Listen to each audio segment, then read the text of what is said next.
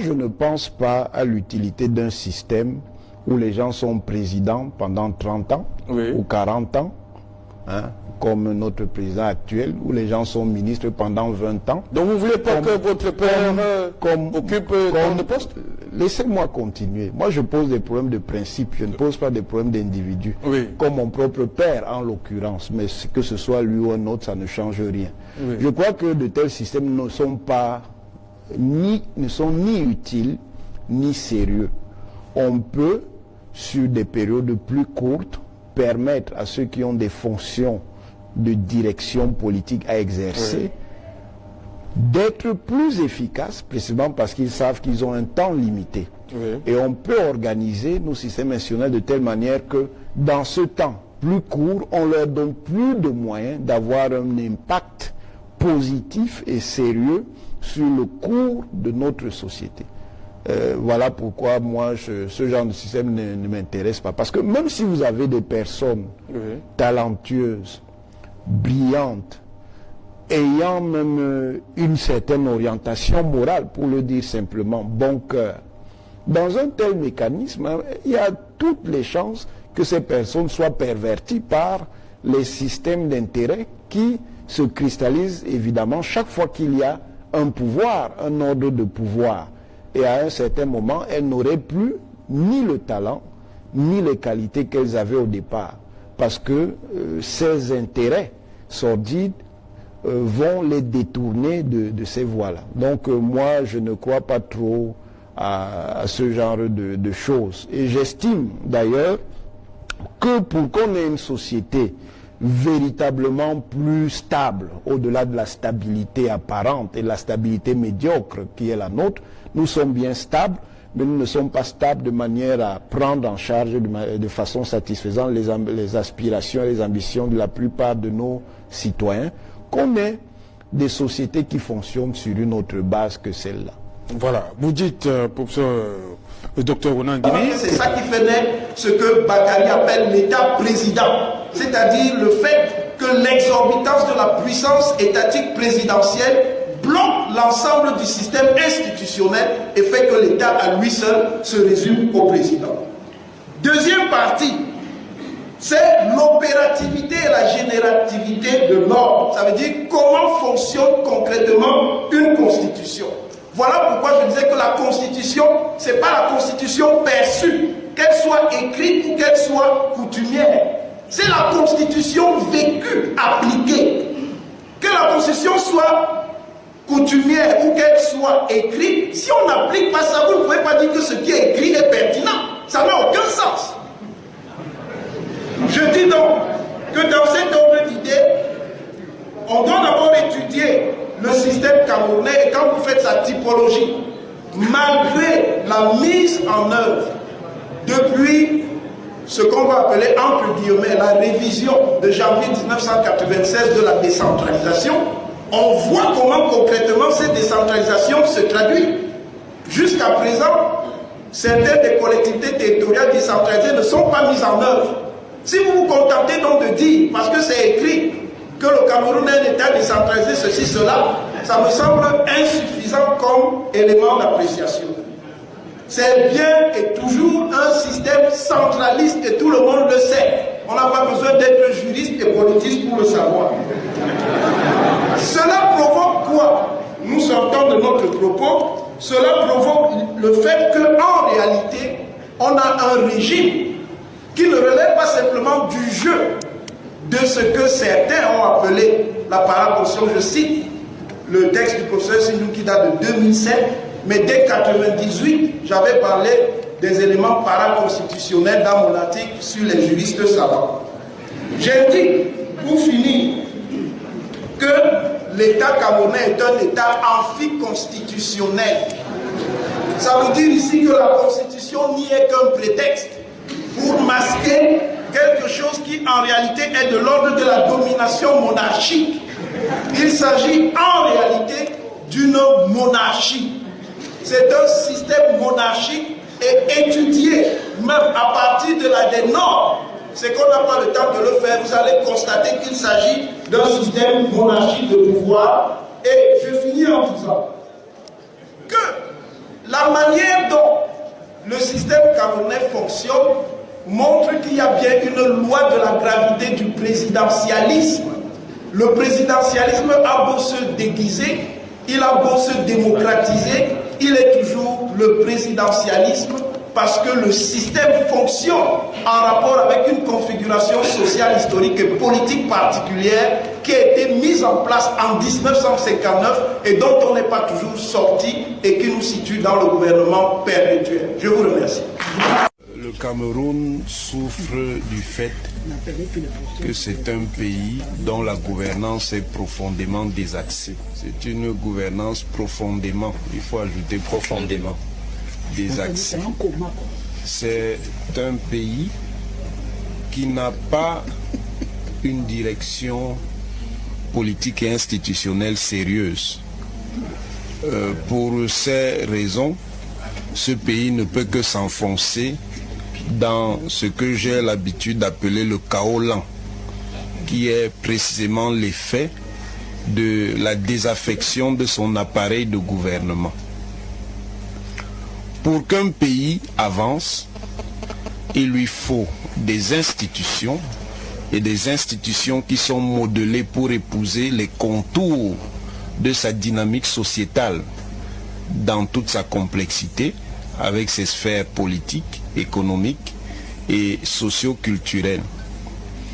Pour qu'un pays avance, au-delà de ce qu'on appelle un partnership, c'est-à-dire un modèle d'organisation, il lui faut des structures appropriées de leadership. Ces structures sont d'abord des structures institutionnelles, les institutions étant les règles collectives à partir desquelles on organise la vie sociale, et ces institutions ne peuvent fonctionner de manière sérieuse que s'il y a un projet de civilisation. Or, le Cameroun n'a pas de projet de civilisation. Le Cameroun n'ayant pas de projet de civilisation ne peut être qu'une terre de la décivilisation. Et la décivilisation, elle s'y manifeste de différentes manières. Mystocratie, c'est-à-dire gouvernement sauvage du mystère. Pornocratie, c'est-à-dire institutionnalisation de la pourriture et organisation d'une société qui est fondée sur ce que j'appelle la pourriture vivante des institutions. Kleptocratie, ça veut dire généralisation de l'esprit du vol et de la prédation. Je ne voudrais pas continuer dans les crassies perverses. Ce sont donc ces choses qui font que le Cameroun ne peut pas marcher. Ce qui tient lieu de projet de civilisation, c'est le gouvernement perpétuel. Comment faire pour durer le plus longtemps possible, mais durer pour durer. Voilà. Rester pour rester. Une esthétique de la... S'éterniser pour s'éterniser. C'est donc ça qui crée l'emballement dont le Cameroun est victime. Et cet emballement, comment il se manifeste? Il se manifeste par la neutralisation de tout le potentiel immense de talent qui existe dans le pays. Il y a une politique d'abord qui consiste à coopter une partie des gens qui portent ce talent, mais cyniquement ce n'est pas pour les utiliser à des fins collectives, c'est pour les neutraliser et liquider leur capacité constructive. Et c'est ça le grand malheur du Cameroun, c'est d'avoir organisé un système de cannibalisation de ces intelligences, soit en les réprimant à l'extérieur du système, soit en les étranglant alors qu'on les a cooptés dans le système. C'est un système qui vit sur la base de la corruption fondamentale de sa population. On régule la population par le jeu du management de la faim. On affame pour mieux contrôler. On affame pour mieux contrôler. Ah bon. Et on contrôle par le rationnement du clientélisme, des avantages qu'on distribue. En faisant espérer à chacun qu'il pourra toujours accéder à la position où lui se sera tiré de l'inconfort et il pourra donc se satisfaire d'être du côté de ceux qui ne sont pas dans l'océan généralisé de misère auquel nous faisons face. C'est un système qui s'appuie sur le diviser pour mieux régner. Parce que pour installer dans le temps cette médiocratie, et surtout à un moment donné, pour réussir à faire que cette médiocratie-là s'appuie sur un esprit de clanisme, il faut détruire fondamentalement la possibilité que les différentes composantes sociales imaginent un autre avenir, un autre horizon. Alors, on se sert de la conscience identitaire pour opposer les uns aux autres, de telle manière à ce que n'émerge pas un front social, national et républicain qui pourrait un jour trouver la solution en ce qui concerne la réorientation du pays. On maintient tout ce système par le prix d'une corruption qui est en fait la manière d'acheter la paix. Oui, mais le problème c'est que c'est une paix mortifère qui tue à petit feu. Elle tue à petit feu, mais elle tue.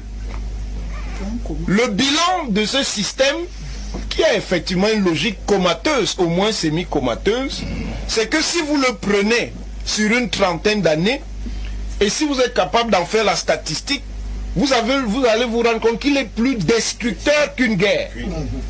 Parce qu'il tue plus que la guerre. Il tue plus que la guerre en plongeant les gens profondément dans la misère, une misère qui les déprime. Et le pire, c'est que la misère n'est plus réservée aux catégories populaires. Elle a attaqué pratiquement aussi les couches moyennes. Il ne reste plus donc qu'une toute petite élite qui est complètement préservée de cette misère, parce que cette élite-là a choisi la logique du pillage systématique du pays pour se maintenir au pouvoir à perpétuité, mais en choisissant de tuer la société. À partir de ce moment, et ça je vous l'ai déjà dit, le Cameroun est déjà profondément en crise. Et il n'y a plus d'issue non critique. Ce qui se joue, c'est simplement le scénario de la crise finale. Est-ce que ce scénario-là va permettre à la société camerounaise, après l'explosion critique, de survivre ou alors de mourir une fois pour toutes? Et c'est là où les Camerounais peuvent encore intervenir, entre avoir une crise où le Cameroun va survivre et avoir une... Et que pensez-vous donc de ces intellectuels qui ont décidé de marcher avec le pouvoir? D'abord parce qu'en gros, s'il peut y avoir des intellectuels de pouvoir, tous ceux qui sont au pouvoir et qui font fonction d'intellectuels de pouvoir n'en sont pas. N'en sont pas. Même l'intellectuel de pouvoir a une ligne critique. Il met simplement son esprit critique au service d'une orientation politique. Mais quand il estime que cette orientation politique n'est pas suivie de manière sérieuse et crédible par le groupe politique auquel il appartient, il le signale, et il le signale publiquement, en prenant position, en s'exprimant oralement par des déclarations publiques, en faisant des éditoriaux ou des chroniques, en écrivant même des essais pour critiquer le fonctionnement réel qui correspond à la gestion du groupe politique auquel il appartient. C'est ça un intellectuel même de pouvoir. Il critique et puis ensuite il dit à ses amis politiques: j'ai fait les critiques, voici donc les solutions qui peuvent permettre de corriger ce qui m'apparaît comme ne fonctionnant pas dans le cadre de notre gestion politique. Ceux qui tiennent lieu d'intellectuels de pouvoir, en fait, ne sont pas des intellectuels. Vous les appelez ce sont des clercs. Oui. Je ne dirais pas les courtisans parce que c'est désobligeant. Ce sont des clercs. Le clerc, c'est quoi? Le clerc, dans les ordres politiques et sociaux du Moyen-Âge en Occident, c'est quelqu'un qui met son intelligence, son savoir, ou ce qu'on va appeler beaucoup plus tard, disons 19e, 20e siècle, son expertise, au service d'un pouvoir. Ça veut dire qu'il est là pour légitimer le pouvoir, rendre ce pouvoir acceptable. Il peut avoir des compétences intellectuelles, il peut avoir des aptitudes intellectuelles, mais sa manière d'agir fait qu'il n'est pas un intellectuel. Il ne faut donc pas confondre le clerc, celui qui fait partie de la cléricature, parce que clerc, ça renvoie à la fois à cléricature et à clergé. Il ne faut pas confondre le clerc avec l'intellectuel. Oui. L'intellectuel peut avoir toutes les sensibilités. Il peut être conservateur, réactionnaire même, il peut être réformiste, il peut être libéral, il peut être radical, il peut être révolutionnaire. Mais il a toujours la fonction critique quand il examine la réalité. Voilà, docteur Ouennaye, vous pensez que c'est faisable chez nous, dans notre société? Si vous estimez que ce n'est pas faisable chez nous, ça veut dire que chez nous, les conditions de la liberté, les conditions culturelles de la liberté, les conditions morales de la liberté n'existent pas. La liberté ne peut pas exister là où il n'existe pas l'acceptation de l'esprit critique, c'est-à-dire de la capacité à aller à contre-courant de ce que sont les idées dominantes. Maintenant, on peut tout à fait réguler cet esprit critique, mais on ne peut pas complètement le supprimer. Quand on le supprime, on est donc dans une société qui est complètement dogmatique, et le dogmatisme, en fait, c'est l'esprit des sociétés répressives, pour ne pas dire dictatoriales.